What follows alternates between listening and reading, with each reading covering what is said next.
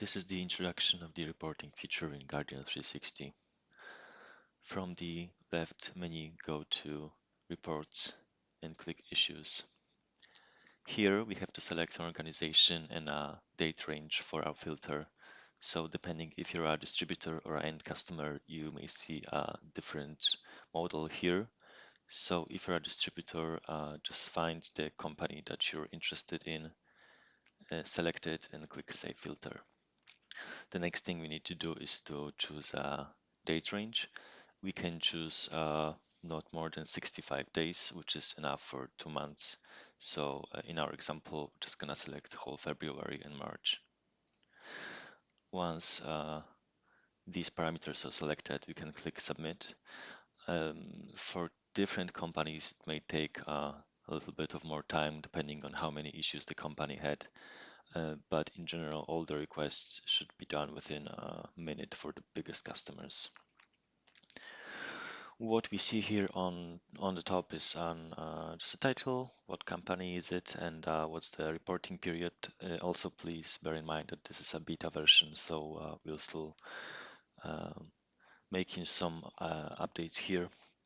Then on the chart, you see a stacked bar of open issues for every day with a breakdown of the risks. So the red ones are critical, and then it goes all the way down to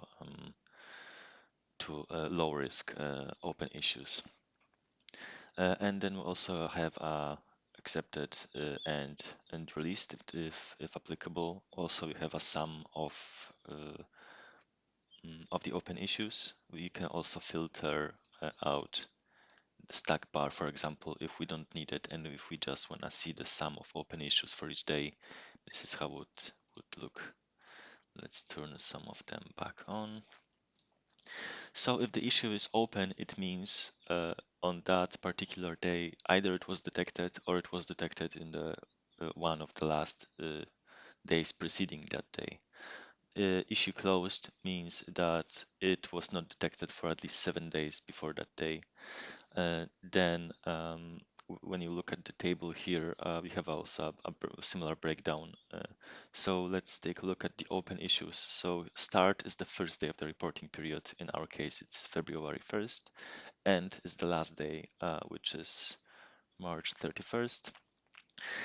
And then we have a start end start change, which is the difference between its end minus start, and it's the same expressed in percentages. Unique during is the number of issues that went into open state at least once during the reporting period. The same goes for closed. It means in this case 345 issues got closed in the reporting period, but later, because you see the same number is at the start and end, which may mean that they were opened also later in the same reporting period. Here, a number of accepted issues. In this table means there were 47 accepted issues in general before February 1st. So it means they could be accepted even years before, but it's just a general metric to see how much of them are accepted. And the unique during means there were 90 issues that got accepted in the reporting period. When it comes to released, it also means here at the start how many of issues were released before the start of the reporting period. It doesn't mean there were 0 released issues on that very day. There are also some additional footnotes on the bottom, just describing what I just said, what all these states mean. And then we also have a printing function. Depending on your browser, you might try to use Control or Command P, like I'm doing right now, and then you get a printable report. But for some browser, and just before I go to another browser, there is one small change here, is that the chart is not interactive anymore when in the print mode, because it's just so much easier to print JPEG. So if you wanna restore the interactive functionality, just click Exit Print Mode, and then you can hover over any day you wish again.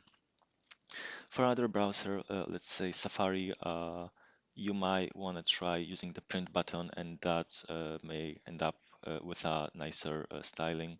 So this printing is also still a thing that we work on, and expect your feedback on this. But we think right now this should be printable for most modern browsers.